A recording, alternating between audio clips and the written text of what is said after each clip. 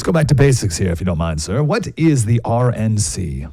Look, at the end of the day, the RNC is a political committee that was created to win elections for Republican presidential candidates. We are in the business of winning campaigns.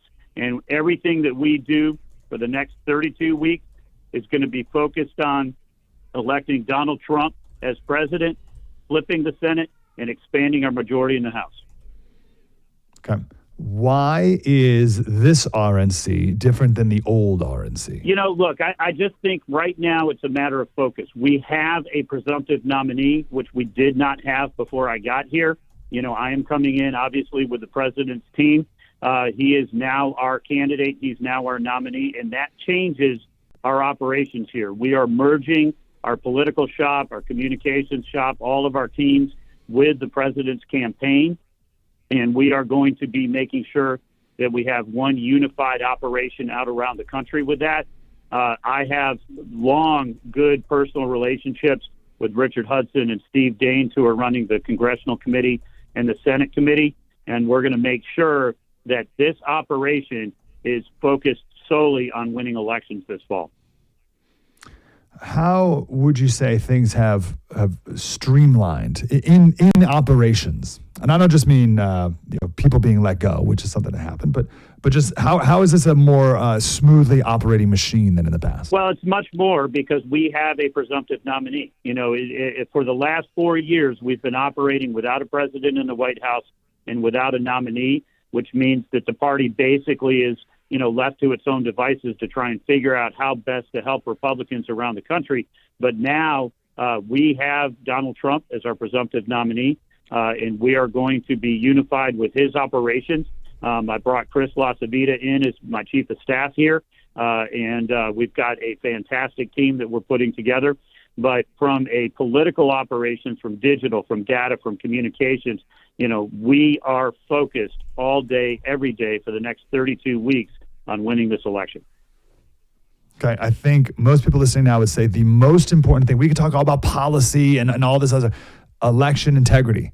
How are we going to feel confident that every vote was counted? Yeah, that's a great question. When you think about how do you win, there's really two components to it. Number one, you got to get out the vote. Number two, you have to protect the ballot. And we absolutely are focused on making sure that we have election integrity around the country. Two things that we're doing. Number one, we're making sure that we have the laws, the rules, the regulations in place in every state that are going to allow a fair election. And so we're working with legislators. We're working with boards of elections, with secretaries of state, the regulators on these elections to make sure that they do it right. And then when they don't, we're going to the courts.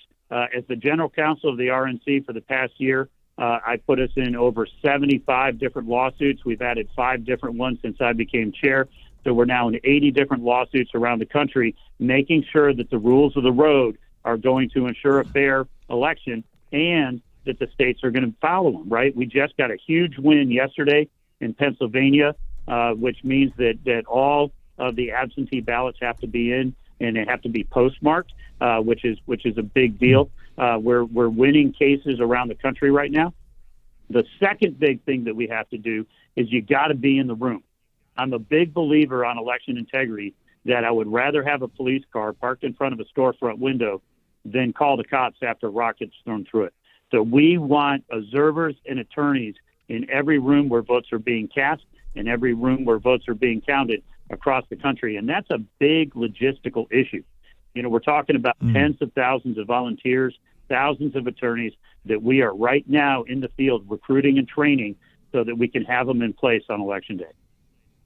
Yeah, so who is going to be in the room in Wayne County, Detroit? Like, that's all that matters is who is going to be in Cook County on that night and not leave because a water main broke. Yeah, could not agree more. And I think, the thing is that by working with the county boards, working with the state boards, working with the regulators ahead of time to make sure that they understand that we're coming and that we're going to be there with attorneys. I can tell you my own personal experience in North Carolina. We had a recount on our Chief Justice race. We called the Durham County Board of Elections every day and said, we're going to have a team of 10 attorneys over there tomorrow just making sure that you guys know.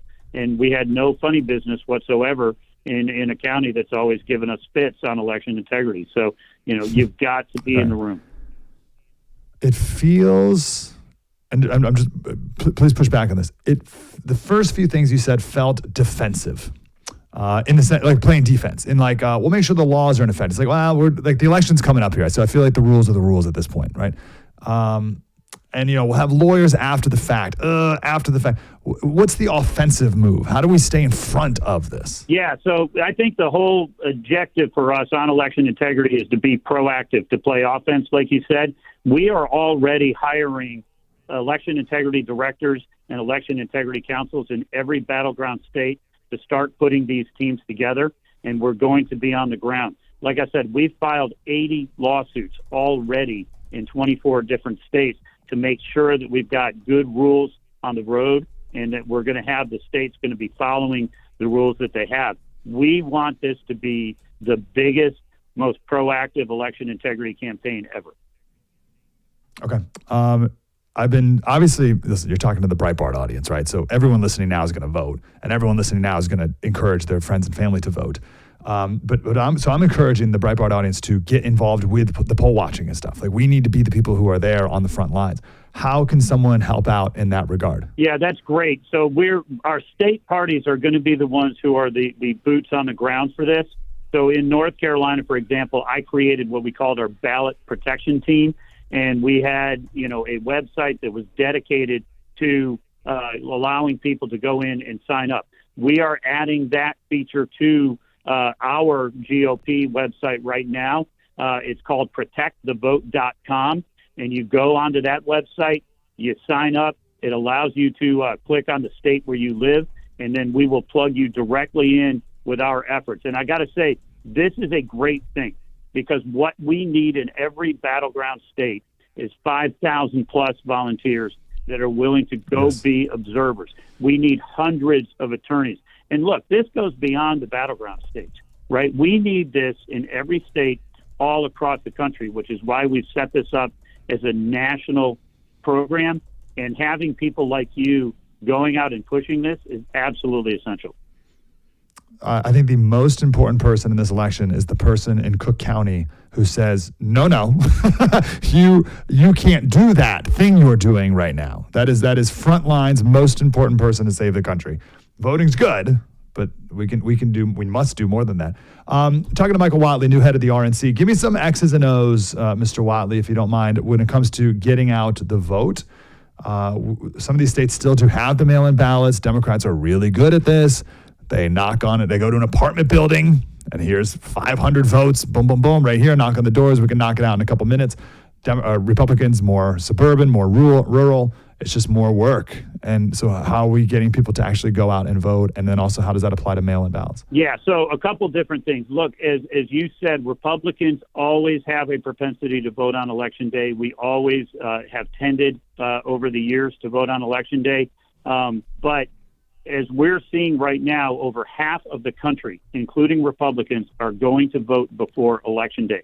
That's a huge, major trend, and we want to make sure that we're taking advantage of it.